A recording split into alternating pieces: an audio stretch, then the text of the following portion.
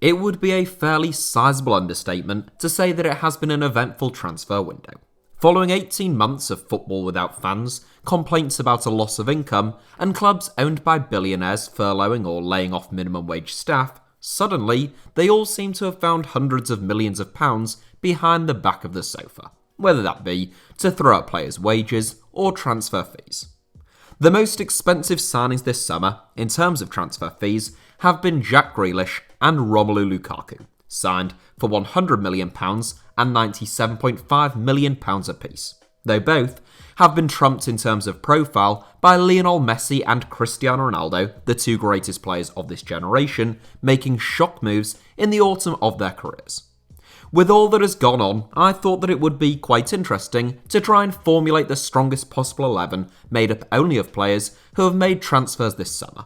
It should be said that I am recording this just before the transfer window slams shut, so if any extremely late business gets done, perhaps a certain Kylian Mbappe, you have my apologies, though there are enough selection headaches, particularly in the forward areas, without adding him into the equation. To be clear, this is the best 11 in terms of talent right now, in my opinion, and not who I think were the best signings this summer. Fees, wages, age, etc., none of that is taken into account. I'm just trying to come up with the strongest possible team. Without further ado then, here is my ultimate 11 of players signed this summer. Goalkeeper, Gianluigi Donnarumma.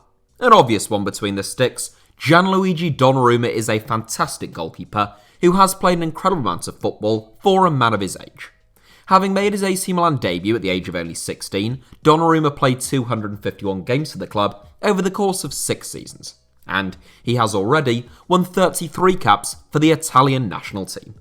I noticed a bit of a consensus being built up outside of Italian football that Donnarumma perhaps had failed to live up to the potential that he had showed as a 16 or 17-year-old a year or so ago, which I think just came as a consequence of AC Milan's lengthy absence from the Champions League, and people who don't watch an awful lot of Serie A action, assuming that since they hadn't heard that much about him for a while, he must have had some sort of drop-off.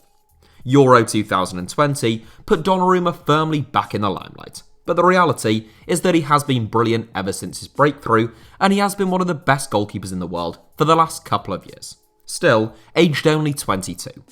His much-anticipated AC Milan departure arrived this summer as PSG signed the Italian without a transfer fee, though his reported €230,000 plus a week wages ensured that the young man still didn't come cheap. Right back, Achraf Hakimi. It won't surprise you to discover that PSG crop up a fair bit in this 11, and they take the first 2 inclusions, with 2 players who arrived in Paris from Milan this summer as Achraf Hakimi joins Gianluigi Donnarumma. Real Madrid were well aware that they had a real talent on their hands in the form of Achraf Hakimi, especially following a couple of brilliant seasons on loan at Borussia Dortmund. But with Dani Carvajal still in his 20s and Hakimi demanding first-team football, they had little choice but to let him go in the summer of 2020. The Moroccan international joined Inter Milan in a deal worth €40 million, winning the Scudetto and putting in some superlative performances during his only season in Serie A. The Italian champions turned a healthy profit on Hakimi, selling him to Paris Saint-Germain in a deal worth an initial €60 million, with a further €11 million in potential future add-ons this summer, making him one of the most expensive defenders of all time. For that price, PSG have got themselves a 22-year-old fullback who is already one of the most adventurous and talented right-backs in world football. Centre-back, Sergio Ramos. Alright, this is getting a bit ridiculous now, I know, but I could hardly leave out Sergio Ramos. Another summer signing for PSG, like Gianluigi Donnarumma, Sergio Ramos arrived in the French capital free of charge, aside from his rather substantial pay packet. Ramos is no spring chicken these days, age 35, but he is still one of the best centre-backs in the world when he is fully fit. A move to PSG, where Mauricio Pochettino is likely to rotate his squad to keep his more senior players fit, seems like a dream move for the World Cup winner at this stage in his career. Ramos is also a big game specialist, with a knack for winning the trophy that PSG want more than anything else. Centre-back, Raphael Varane. It is a very familiar looking partnership at centre-back, albeit one that, for the first time in 10 years, won't actually be a partnership in real life this season. A fellow World Cup and serial Champions League winning centre-back, Raphael Varane is one of the most complete centre-backs in world football. Aged 28, Varane ought to be at the peak of his powers, and he put in a regal display for Manchester United on his Premier League debut. Varane and Ramos are the two best centre-backs to have made moves this summer, both away from Real Madrid of course, hence why I picked them.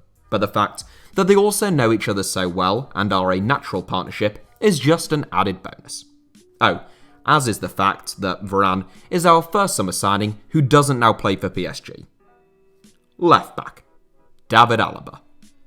I would have felt a bit tested had David Alaba begun life at Real Madrid playing as a centre-back, which is where he spent the last couple of seasons at Bayern Munich. But the fact that he has reverted to left-back since arriving at the Bernabeu makes life much easier for me when it comes to selecting this 11. Brilliant in either position, Alaba was a child prodigy in Austria and at Bayern Munich, and he has lived up to all of the hype. Aged 29, Alaba is rapidly closing in on 500 career appearances at club level, and he is already there if one accounts for internationals. In all likelihood, Alaba will return to centre-back once Ferland Mendy returns at Real Madrid, despite his fine start playing as a left-back. He is just an all-round brilliant footballer, and whether it was at left-back, centre-back, or even in midfield, there was never any doubt in my mind about him featuring in my 11. Central midfield, Rodrigo de Paul. With all of the madness that has gone on during this summer transfer window, the huge fees, surprising U-turns, and shock departures, Rodrigo de Paul's move from Udinese to Atletico Madrid has perhaps just slipped under the radar a little. Hugely sought after by Leeds United last summer, and reportedly keen on making that move himself, de Paul stuck around for one final season in Serie A, where he quickly put any transfer speculation behind him and performed superbly. A really versatile and energetic presence in midfield, who can play as an 8, 10, or even out wide, his enthusiasm and tenacity seems like a perfect fit for Diego Simeone at the Wanda Metropolitano. I think he is arguably the best midfielder to have made a move this summer, so naturally he starts in my 11. Central midfield, Manuel Locatelli. Choosing who partnered Rodrigo de Paul in central midfield was a pretty tricky decision, and I will come to my substitutes and honourable mentions in just a moment. In the end, I went with Manuel Locatelli, who was outstanding for Sassuolo last season before playing a part in Italy's success at the Euros. Another really versatile midfielder, Locatelli has played as a 6, 8 and 10 at times during his brief career to date, but he is probably at his most comfortable when the game is played in front of him. He can sit in and support an attack, stretching the play, picking passes, and only occasionally driving forward himself. Locatelli technically only moved on loan this summer, joining Juventus on a 2-year loan deal, but Juventus are obliged to sign the 23-year-old for an initial €25 million plus €12.5 million in future add-ons at the end of that loan deal, which seems like decent business by the old lady, who are creaking at the start of this season. Right wing, Lionel Messi. A signing, or departure at the very least, that took just about everyone by surprise. The extent of Barcelona's financial problems have been well known for a long time, especially among those who watch HITC Sevens' world-class documentaries, along with the sanctions that have been placed upon them by La Liga. However, I think we all thought that the league would make an exception for Lionel Messi, the greatest La Liga player of all time and the league's most marketable athlete by an order of magnitude. Even when Barcelona released a statement announcing that Messi would be leaving the club, speculation was rife that it could be a power play and that surely the physical embodiment of modern-day Barcelona would not actually leave the club. Well, he has, and he did, with Barca unable to retain his services despite Messi offering to take the maximum 50% pay cut in order to stay at the Camp Nou. When it became clear that Messi would be moving on, Manchester City and PSG seemed like the only likely destinations, and it is in France where he will be playing under his compatriot Mauricio Pochettino and alongside old friends like Angel Di Maria and Neymar that Messi has turned up.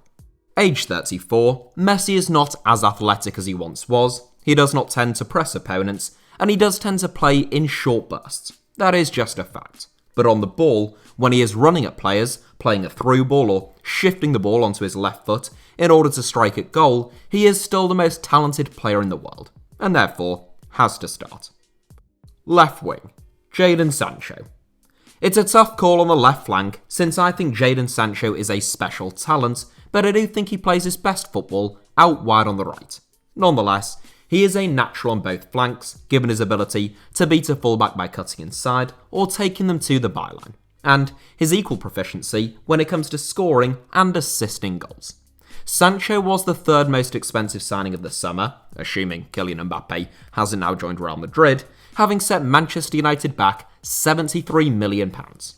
I still think that seems like a bargain in relation to other players in that price range in recent years, and at the age of 21, Sancho could easily give Manchester United an entire decade of football at the very highest level. The most skillful player in the Bundesliga prior to his departure, and probably the second most creative over the last couple of seasons, Sancho is a rare talent, and I narrowly managed to find a place for him within this 11. Centre forward, Romelu Lukaku.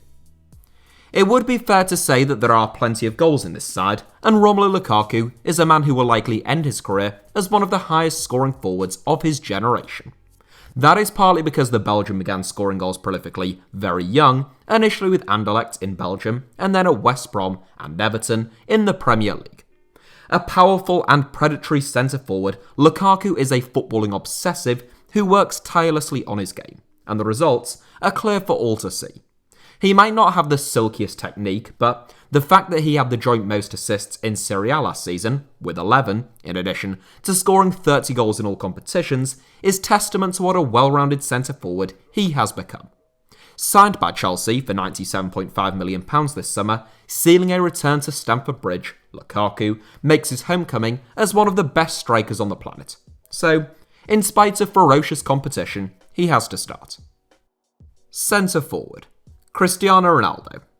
Quite possibly the most high-profile summer 2021 signing, given both the player and the club involved, along with the dramatic shift in Ronaldo's destination at the 11th hour. At the end of it all, Cristiano Ronaldo is returning to Manchester United following a 12-year absence. The scorer of 118 goals in 292 games during his last stint at Old Trafford, Ronaldo returns as a radically different footballer, though it is quite likely that he will be even more prolific this time around. It seems almost certain that Ronaldo will play through the middle under Ole Gunnar Solskjaer, which has become his preferred position over the last few years.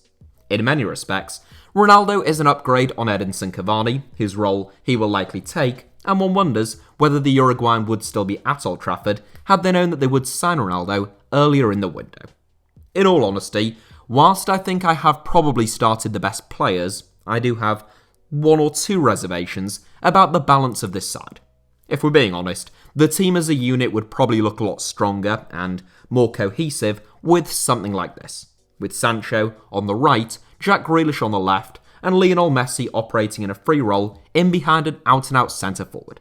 But that would mean dropping either Romelu Lukaku or Cristiano Ronaldo, which likely would have resulted in a series of death threats in my inbox. On the bench, we have Mike Maignan, who actually joined AC Milan as a replacement for Gianluigi Donnarumma, new Spurs centre-back, Christian Romero, who I think is a more assured defender just at this moment in time than Dio Upamecano. Then we have Jorginho Wijnaldum, Marcel Sabitzer, Memphis Depay, Jack Grealish, and Andre Silva. A big shout out to Depay, who was an inspired signing by Barcelona and looks to be playing with real confidence, enjoying a fantastic start to life in Catalonia. In almost any other summer transfer window, he would have started, but competition in the forward areas this year was intense. Honourable mentions go to the likes of Andre Frank Zambo Anguissa, Dio Upamecano, Tammy Abraham, Ibrahima Konate, Ben White, Emi Buendia, Kurt Zuma, Daniel Marlon, Brian Hill, Fikayo Tomori, Danny Ings, Patson Daka, Yannick Vestergaard, Sergio Aguero, Roman Yaremchuk, Alphonse Areola, Thomas Delaney, Gerson, and Toby Alderweireld, among, it must be said, many, many others. So that is it for today's video, but thank you ever so much, as ever, for watching.